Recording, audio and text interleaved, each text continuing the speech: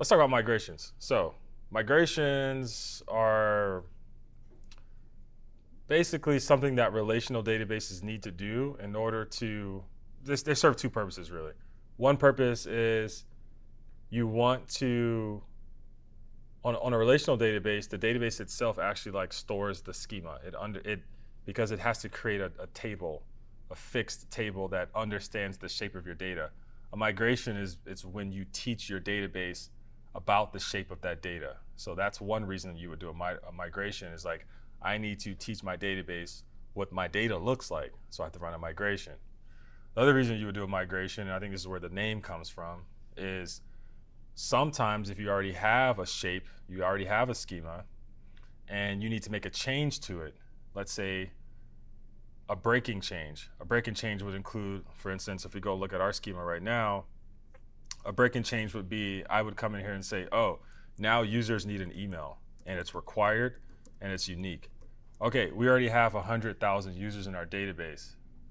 How is this going to work if emails are all required and they're all unique and none of the users have emails? Right, okay, you would have to run a migration. Well, not for the email one's a lot harder because you got to get the email from them. But if it was something else that you could get, you would have to migrate the data that you already have in the database, like out of the database and then back into the database with the new requirements on it. That's why it's called a migration. You're moving the data around back into the database, but you have to reinsert it against this new schema that has like different validations on it. So that's why it's called a migration. You're literally moving the data around. So those are the two typical use cases for migrations. They're painful.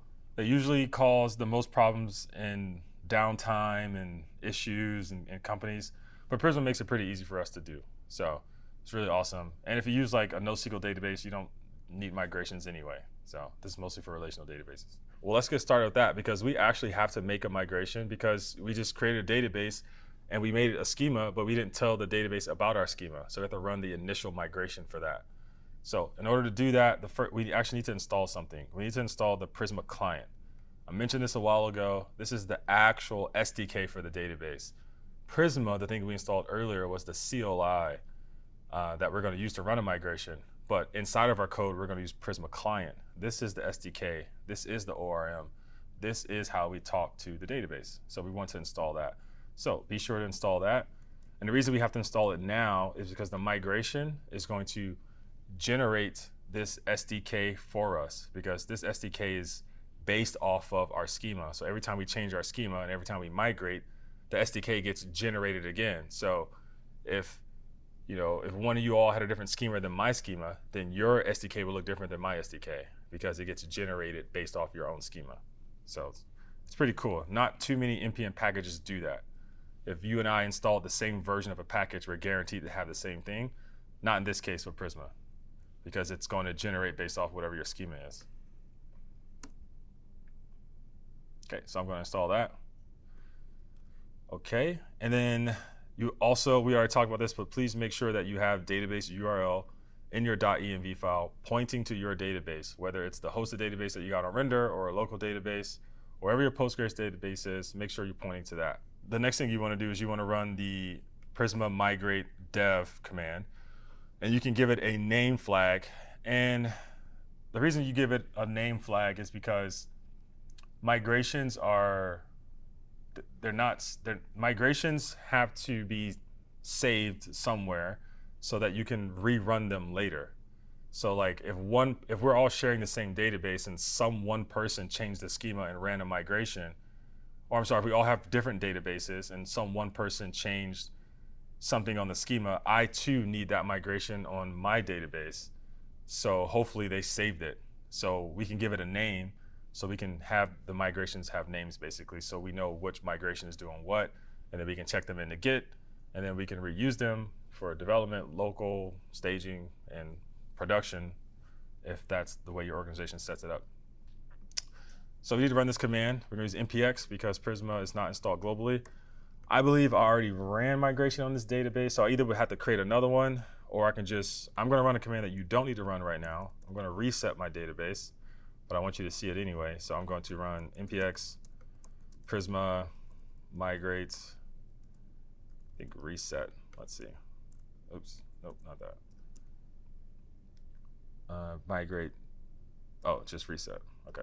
Yeah, so I got to reset my database because I already added some stuff in there. So I'm going to reset mine. You don't need to do this. Okay, so now mine is just like yours. So now the command you want to run is going to be npx Prisma migrate dev -- name, and you can give it a name. I'm just going to call mine init for initialize, and you can enter. I think this should work. I don't know if the reset got rid of the name for me or not. I might have to pick a different name, but you should be good. So what this is going to do is it's going to do exactly what I said. It's going to sync the schema that we just created to the database that you're pointing it to. So now your database is going to know about the schema, which for relational database is absolutely necessary. So because this database isn't local, it's running on a cloud, it took a little longer. If it was local, it would pretty much happen instantly. You don't have any data in there. Once it's done, you'll see right here, it says, hey, look, I created a migrations folder. I put a timestamp on it, underscore the name you told me, and then I created a migration SQL file. Because you can actually run migrations in SQL, and I'm gonna show you what it looks like, just so you can see how much work Prisma has saved you. I want you to see that. And then the other thing here is that like it confirms that our database is now in sync with our schema, and then this last one is that it generated the client. Remember I told you Prisma's client is generated based off our schema, so it does that every time we run a migration. That's why we had to install it. So if we go look at these migrations now, you can see that there's a migrations folder, has this, and then it literally, this is what we would have had to write ourselves if we didn't have Prisma.